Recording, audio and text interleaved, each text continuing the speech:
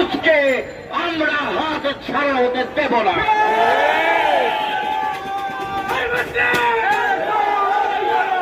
যে কোনোভাবে বিশ্বের মুসলমানদেরকে ঐক্যবদ্ধ করে সাম্রাজ্যবাদীদের এই চক্রান্তের দাঁত ভাঙা জবাব দিতে হবে। আজকে এই আলকুচ দিবসে আসুন সবাই শপথ করে যে কোনো ভাবেই হোক ফিলিস্তিনকে মুক্ত আমরা করবই।